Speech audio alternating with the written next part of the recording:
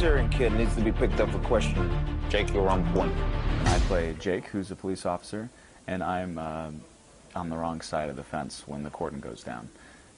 And sort of, this guy is, I said he's introverted, he's a little hardened, he's kind of a guy who's dealt with a lot in his life, and so he's a little closed off emotionally.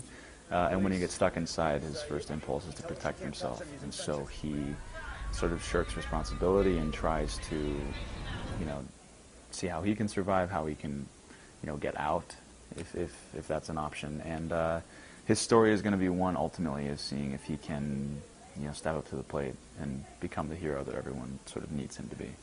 Jake. And what's interesting about this show, for my character, is I'm trapped inside facing a perpetual state of hypervigilance, and there almost is no rest. And so you see this character being put into action all day, every day, and fighting for his life and everyone around him, quite literally.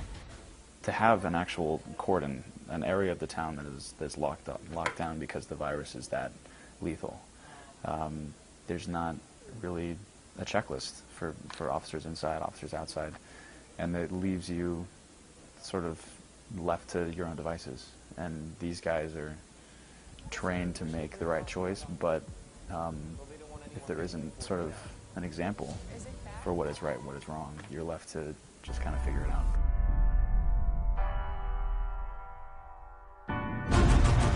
I love you. What, are you coming down with something? So I play a character called Lex Carnahan, who he's a real interesting one, because he, the area that the virus kicks off in is the area that Lex is in charge of. He's a policeman. He's a major in the police force, so he's in charge of that area. And he's kind of selected by the government to be the face of the official voice and the official kind of rules and regulations. And so I think that his conscience is challenged, his instincts are challenged, his love is challenged. No, get up! Get up!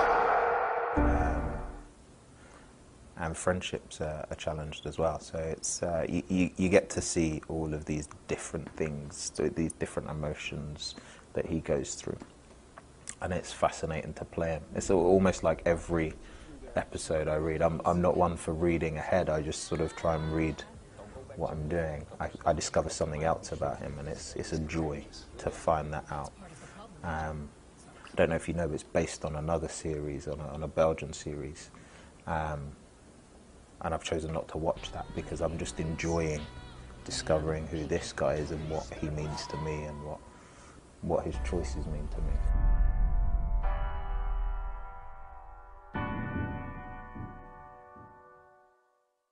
Don't go back to your place to pick up your stuff. Go straight to mine. You'll be safe there.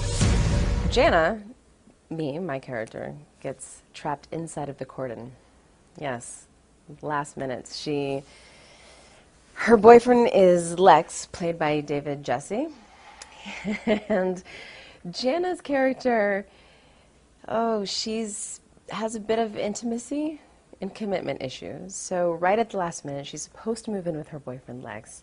She has cold feet and decides not to, goes to work, and then realizes that she just made a huge mistake, that she wants to spend, she wants to live with him.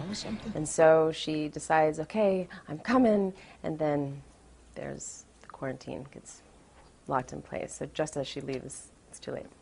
Listen, they're officially putting the hospital on lockdown. Well, they don't want anyone leaving for 48 hours. The virus spreads, and it spreads quite rapidly. So you have these people on the inside, they're fighting for their lives, but they're up against really horrific and extraordinary circumstances. So they're learning who they are and who they're not and who they thought they were, and yes, it is. So as that's increasing, but it's such a love story and a human drama as well. So you have these characters, just trying to fight not just for their survival, but fight to hold on to their family and to their friends. So we get to see that unfold.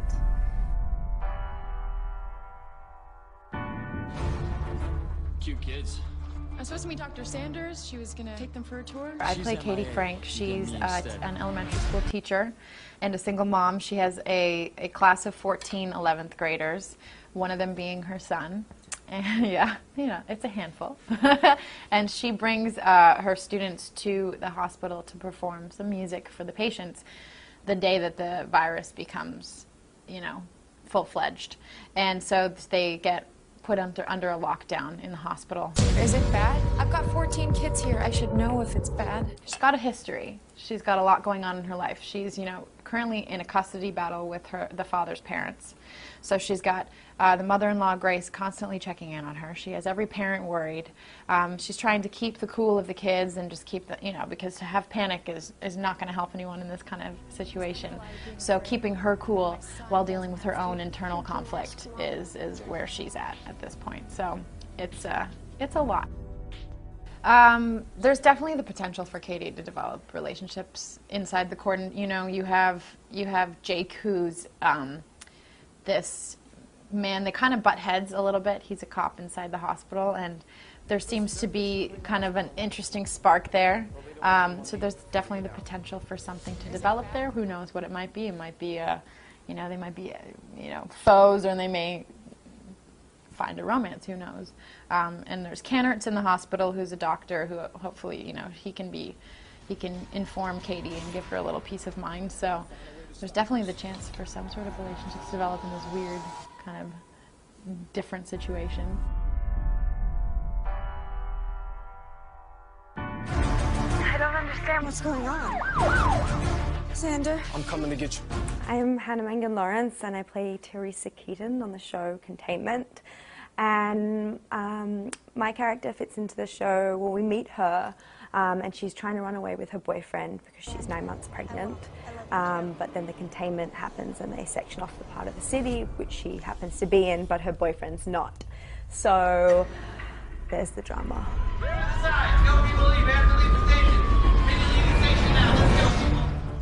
I think it's just exciting, like kind of being pregnant. Like I've never played someone who's pregnant before, so that's kind of a whole new thing in itself. You were supposed to get out. Why didn't you get out? They said avoid contact.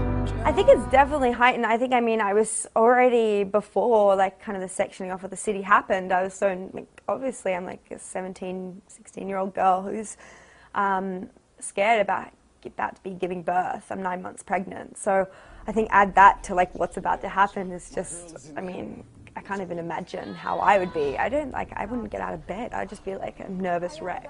But I think she's, like, you know, I think she's coping. I think she's trying to, like, think practically. There are moments where she, like, kind of deviates from that practical, like, thinking thoughts. But yeah, I think she's doing well.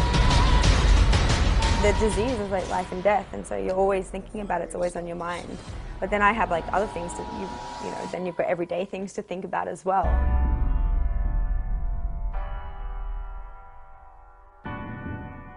You understand the precautions we need to take, Dr. Sanders?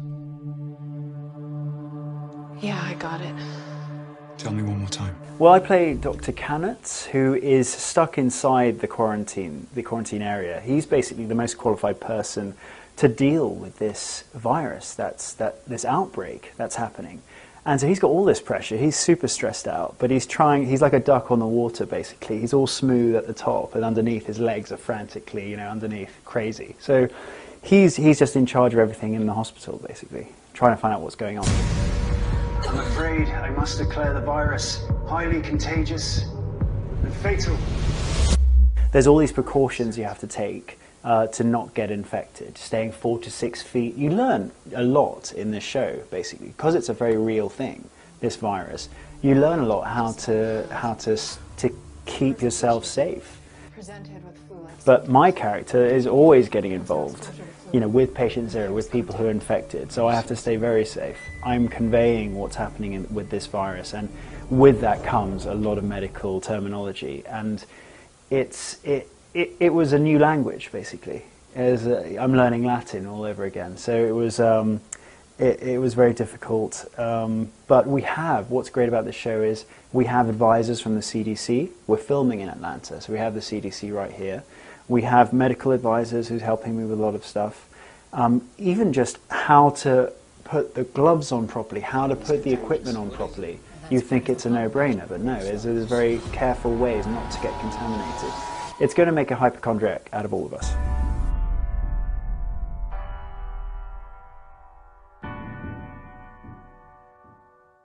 It's not currently presenting as anything we can identify.